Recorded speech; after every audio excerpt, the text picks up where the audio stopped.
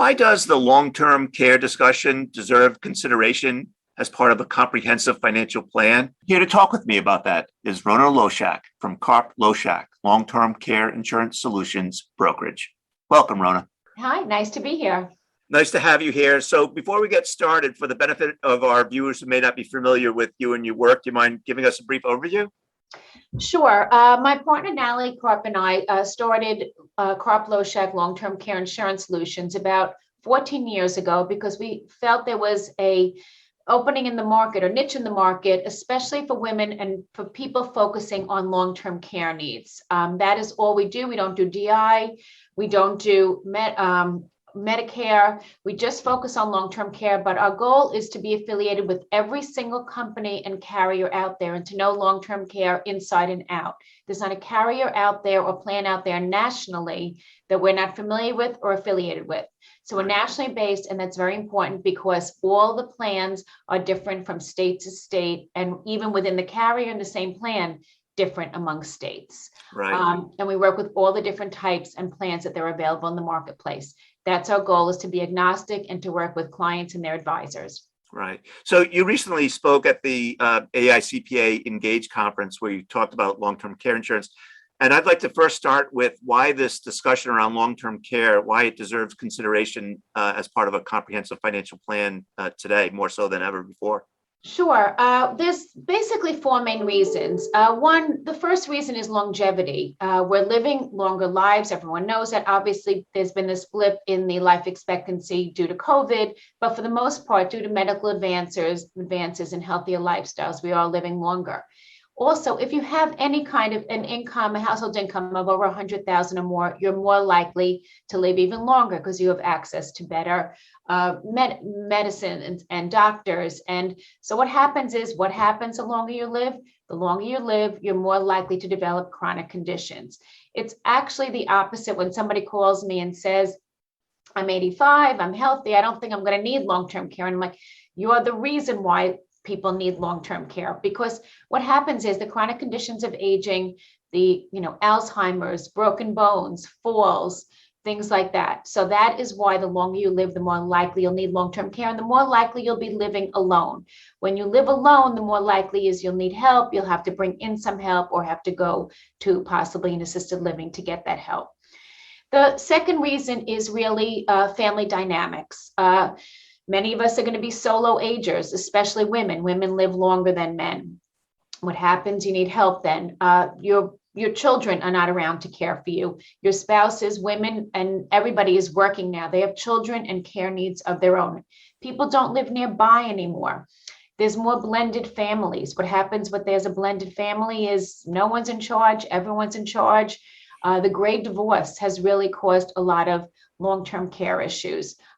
So we have to make sure that everybody's covered, because what it does is it affects your adult children if both the older people aren't taken care of. It also puts a lot of pressure on multi-generational families. For instance, we tell people all the time, you're planning now for your kids 529 to go to college. Really, you should be thinking about the future. You're putting through the best schools. You want them to have the best professions. Do you really want them to grow up and to have to be your caregiver or to have to dip into their own savings to help you when you're an adult? So we find that people, if you care about your family and care about what their future may be, this is really what you should be doing to help care for them as they age and you age, and they have their own families. So that's, another key factor is how family dynamics are changing. Limited government programs, really that's huge. Even 5 years ago, the Medicaid, first of all, we found out that 56% of baby boomers do not realize that Medicare and Medicare supplements do not pay for long-term care. That's huge. Most people, until they get to that point, don't realize it. It only pays for skilled care and only up to 100 days. And many times it's, if you don't need skilled care, you're only getting 20 to 25 days. So that's where you need long-term care insurance, or long-term care costs come into play. So what happens there?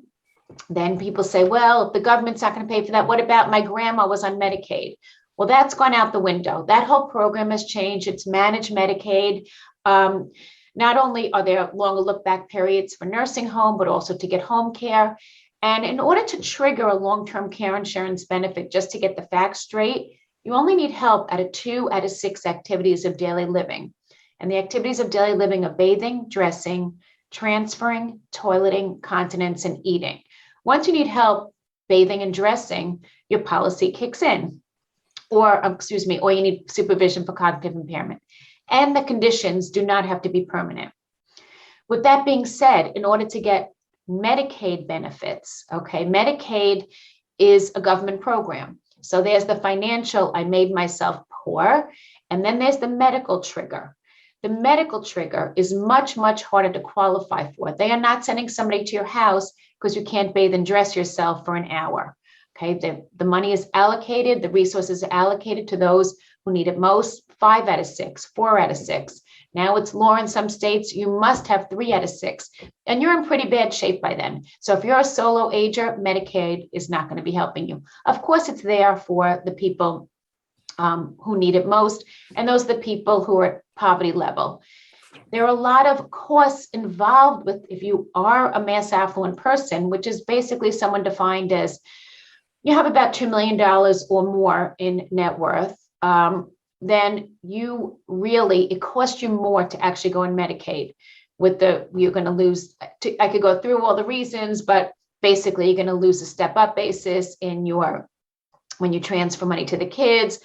There's just a lot of issues, taxes that are incurred when you transfer things. A trust cannot protect income or qualified funds or pensions. So there's a lot that goes into it. It's not this free government program for long-term care.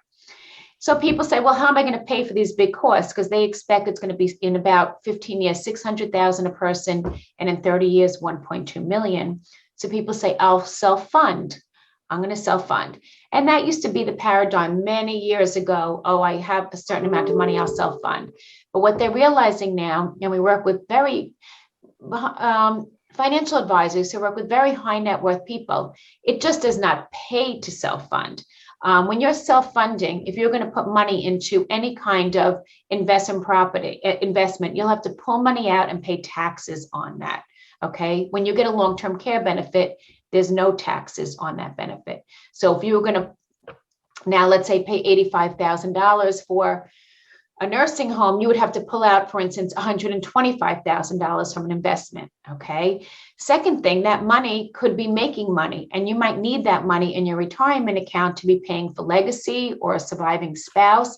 So you need that money in your account. The third reason really is the leverage is not there. The new long-term care plans, really, because they have inflation protection, and many of them you can move money over into easily to go from, pot A to pot B, and the leverage for long-term care is very, very high. If you're going to be an investment, no matter how good your financial advisor is, there's no way you could get that leverage for tax-free long-term care needs. So the true cost of self-funding, in addition to all the benefits that you get as a business owner for taxes and all that, the true cost of self-funding are really not that, or it's much more expensive. It's actually, when we do the full presentation, you can actually see it's 90% more expensive to self-fund than to purchase a long-term care policy. Wow.